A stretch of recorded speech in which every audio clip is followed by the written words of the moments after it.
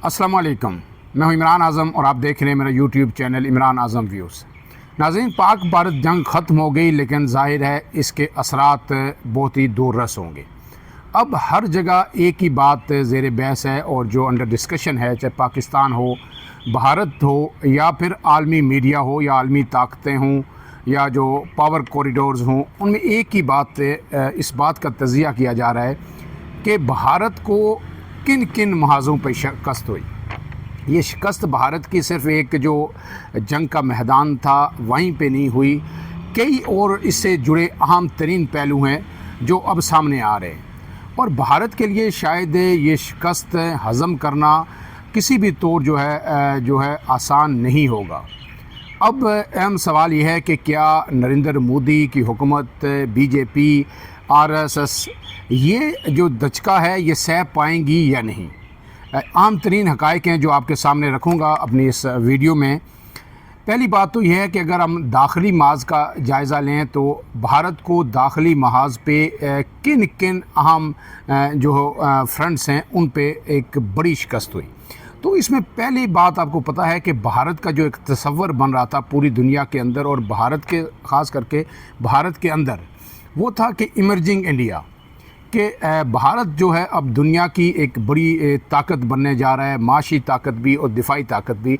और डेफिनेटली जब ऐसा किसी मुल्क में होता है तो उस मुल्क के जो शहरी होते हैं उन्हें एक भरपूर एतमाद मिलता है कि उनका मुल्क तरक्की कर रहा है, दुनिया के अंदर अब उनका स्टेक है, दुनिया उन्हें कदर की निगाह से देखती है, इज़्ज़त की निगाह से देखती है। आपके पासपोर्ट की अब हर जगह दुनिया के अंदर जो है इज़्ज़त है। आपको पता है कि भारत जो है तकरीबन 1.5 अरब जो है की आबादी है, अब चाइना से करीब पहुंच गया है या उससे कुछ अरसे में आबादी भारत की ये ख्याल किया जा रहा है कि चाइना से भी ज़्यादा हो जाएगी। दुनिया के 2 बड़े मुल्क हैं भारत और चाइना, जिनमें सबसे ज़्यादा लोग बसते हैं।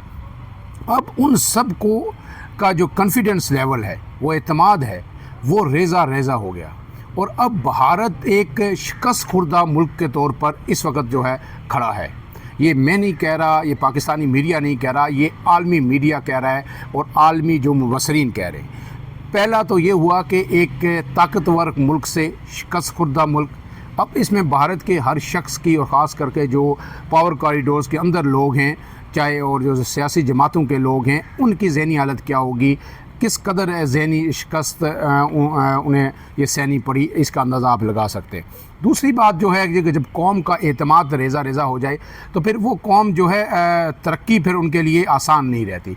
उन्हें दोबारा से उठना पड़ता है, अपने आप को जमा करना पड़ता है और नए अज़्म के साथ आगे बढ़ना पड़ता है। तो आपकी जो तरक्की का एक मोमेंटम है या जो आपको एक कॉन्फिडेंस होता है वो सारा रेज़ा रेज़ा हो जाता है, आपको उसको दोबारा से गैदर करना होगा। अब तीसरी बात जो है कि भारत की जो साख है वो तबाह हो गई, यानी जो हर जगह इस खित्ते के अंदर अगर बात करें तो रीजन के अंदर जो है लोग ये समझ रहे थे कि चाइना के बाद जो है तमाम छोटे ममालिक जो है कि चाइना के बाद अब भारत ही एक बड़ी ताकत है और दुनिया उसकी तरफ देख रही थी। वो इमेज जो है भारत का अब तबाह हो गया और अब पाकिस्तान को, जिसे भारत खातर में नहीं लाता था, वो भारत से इस वक्त एक कदम आगे खड़ा है और चाइना के बाद वो इस खित्ते के अंदर एक दूसरी बड़ी जो है फ़ौजी ताकत के तौर पर सामने आया है। इसके साथ साथ जो भारत के अंदर एक हर तरफ नैरेटिव भारत के अंदर बन चुका था कि भारत टेक्नोलॉजी में बहुत आगे चला गया। हर तरफ उनके जो स्टार्टअप्स शुरू हो रहे थे, आईटी पार्क्स बन रहे थे, आईटी की एक्सपोर्ट्स उनकी बहुत बढ़ रही थी। लेकिन जिस तरह पाकिस्तान ने ऑपरेशन सालार भी साथ लॉन्च किया और जिस तरह साइबर अटैक किया और उनके पूरा जो है सिस्टम को जमूद का शिकार कर दिया, मफलूज कर दिया, उससे ये एक बड़ी आईटी इंडस्ट्री का जो बरम था उसको भी बड़ा दचका लगा है और अब दुनिया देख रही है कि वाकई ये आईटी में तरक्की के दावे दुरुस्त है, ये तो बिल्कुल ही खोखले साबित हुए।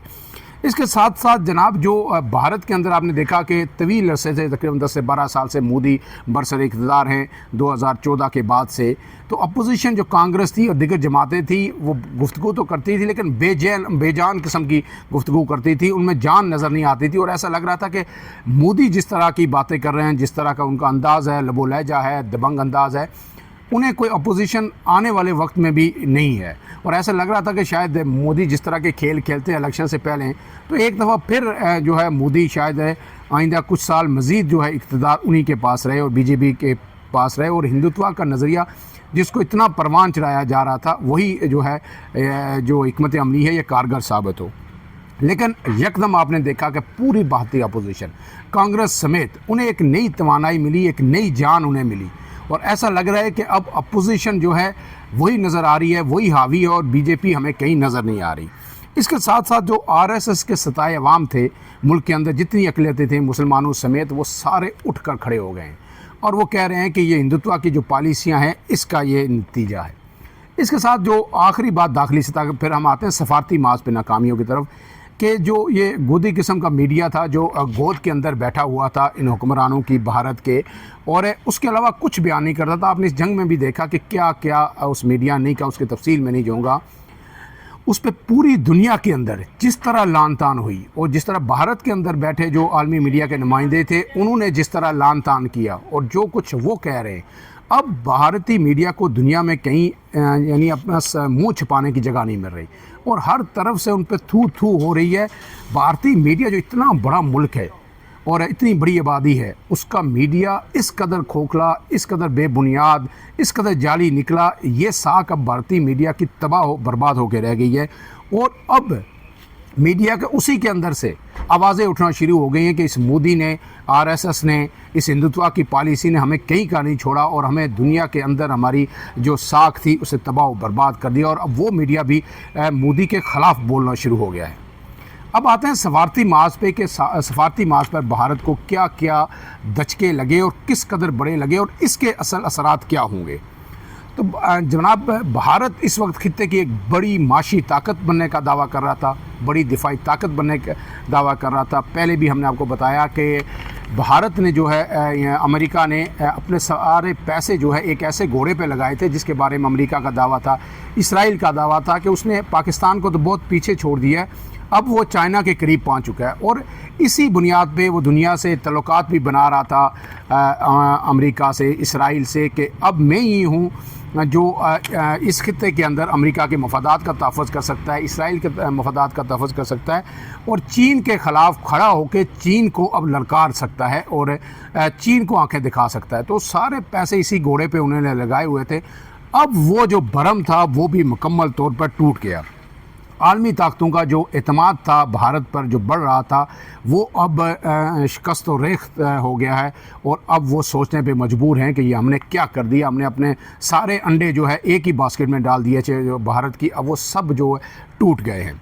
इसके बाद जो जनाब भारतीय फ़ौज की कारकर्दगी थी कि जिसको असलहा दिया जा रहा था और सोच रहे थे कि शायद भारतीय एयरफोर्स बहुत आगे चली गई है, S-400 मिज़ाइल इनको मिल गया, राफेल तैयारे मिल गए, तो वो जो उनकी तैयारी थी, जो ज़ाहिर है चीन तो बहुत बड़ी ताकत है, चीन ने बता दिया, तो पाकिस्तान के ख़िलाफ़ तो तैयारी उनकी थी, वो अब चीन के टक्कर लेने के चक्कर में थे। तो वो उन फौजी कारकर्दगी थी, फ़ौज थी, जो दिफाई उनकी तैयारी थी, वो भी ख़त्म होकर रह गई और इस पर अमेरिका और इसराइल दोनों शाक में हैं। यही वजह है कि अब अमेरिका जो है, आपको पता है उसका लबो लहजा कैसे बदल गया। डोनाल्ड ट्रंप जो सऊदी अरब में थे उन्होंने क्या कुछ कहा, उन्होंने ये कहा है कि हम चाहते हैं कि जो पाकिस्तान और भारत एक मेज़ पे कहीं बाहर बैठें, आपस में गपशप करें और मसाइल हल कर लें। और फिर उन्होंने ये कहा कि जनाब हम ये चाहते हैं कि पाकिस्तान और भारत के साथ तजारत करें और पाकिस्तान के साथ बहुत तजारत करें, लेकिन इसके लिए ज़रूरी है कि दोनों मुल्क पहले लड़ाई बंद करें। ये लबो लहजा भारत का आज से 7 दिन 10 दिन पहले अमेरिका का बिल्कुल भी नहीं था।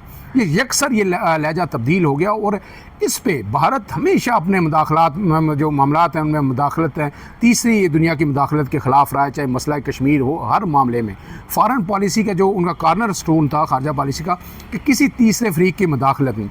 अब ये रोज़ जो ट्रंप के बयानात आ रहे हैं इसमें भारत सर पटा के रह गया है और हर तरफ से ये सवाल उठ रहा है कि अब मोदी का मुस्तकबिल क्या होगा। और हर तरफ से यही कहा जा रहा है कि अब तो अमेरिका खुला मुदाखलत कर रहा है और अमेरिका ने तो 180 पे यू टर्न ले लिया। हर बात में वो पाकिस्तान का नाम पहले लेता है, तजारत हो, ताल्लुकात हो, बराबरी हो, और फिर इंडिया का नाम लेता है। इसके साथ साथ पाकिस्तान इस खित्ते में और आलमी दुनिया में की प्लेयर के तौर पर, जिस तरह पहले मैंने बताया, उभर कर सामने आया है। और साथ सिर्फ ये नहीं, दुनिया को ये पता चल गया कि पाकिस्तान तनहा नहीं है, पाकिस्तान का मतलब चीन है। पाकिस्तान पे आप हमला करेंगे तो फिर इसका मतलब है आप चीन पे हमला करेंगे। और चीन की जिस तरह टेक्नोलॉजी जो है और दिफाई ताकत है वो पाकिस्तान की ताकत है। और जो सी पैक मनसूबे हैं अब उसकी बात ये हो गई है कि वो अफ़गानिस्तान तक भी जाएगा। तो ये सारी चीज़ें सामने आ रही हैं। और फिर आपको पता है, एक मिसाल दी जाती है कि अगर आप गांव के किसी बड़े बदमाश को, एक बंदे को मार दें, उसे फेंटी लगा दें, तो फिर छोटे मोटे बदमाश जो है ख़ुद ही दबक के बैठ जाते हैं। तो अब पाकिस्तान को ये भी बड़ा एजाज़ हासिल हुआ कि जो अफ़गानिस्तान की तरफ से गैर ज़रूरी मुदाखलत थी, जो पाकिस्तान के साथ छेड़खानी थी, वो भी अब ख़त्म होने को है। बलूचिस्तान में जो इंसर्जेंसी थी BLA की, उन्हें भी समझ आ गई है कि पाकिस्तान इसलिए हमारे साथ बहुत नरमी से पेश आ रहा है कि हम उनके अपने शहरी हैं। पाकिस्तान हमारे साथ सख्ती से नहीं पेश आ रहा क्योंकि हम अपनी शहरी हैं, लेकिन अगर पाकिस्तान चाहे तो मिनटों में, दिनों में ये सब कुछ ख़त्म हो सकता है। लेकिन अब वो चीज़ें भी पाकिस्तान के हक़ में बेहतर होती जाएंगी। अब इसके साथ साथ जो इस्लामी मुल्क हैं, कुछ मैंने पहले भी आपको बताया कि थोड़ी सी उनमें जो नरमी आई थी तल्लुकात में, गर्म जोशी के बजाय वो समझ रहे थे कि पाकिस्तान शायद माशी तौर पर अदम इस्तेहकाम का शिकार है और जो सियासी अदम इस्तेहकाम है, पाकिस्तान अब शायद सर्वाइव ना करे और ज़्यादा बहुत देर लगेगी। भारत का और पाकिस्तान का कंपैरिजन नहीं रहा। सऊदी अरब ने भी पींगें बढ़ाई थी भारत के साथ, यकसर तमाम नज़रिया बदल गया। आज तुर्की का बयान यह आया कि जो पाकिस्तान और भारत के तल्लुक़ है, कोई शक नहीं तुर्की हर दौर में पाकिस्तान के साथ खड़ा रहा है, लेकिन उन्होंने कहा है कि जो पाकिस्तान और तुर्की के तल्लुकात है, ऐसे दुनिया में चंद ही ममालिक होंगे जिनके आपस में हों, लिहाजा हम हर वक्त पाकिस्तान के साथ खड़े हैं।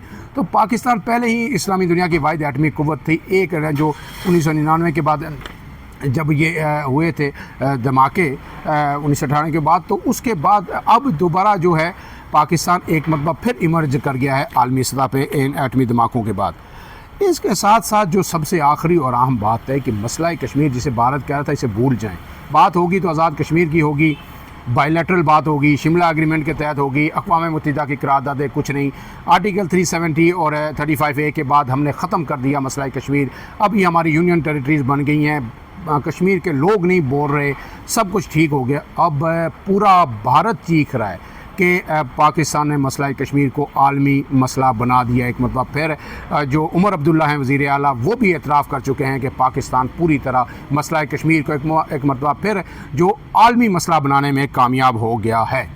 अब इसके साथ कई और चीज़ें हैं जो व्लॉग तवील हो रहा है, लेकिन ये सारी चीज़ें ही अगर आप इन पर ये जो है इक्तफ़ा करें तो आपको पता चल जाना चाहिए कि भारत के लिए अब कैसे कैसे मसाइल पैदा हो गए और पाकिस्तान के लिए जो ब्लेसिंग इन डिस्गाइज, मैंने आपको पहले भी कहा था कि एक नेमत खुदा की तरफ से आई है।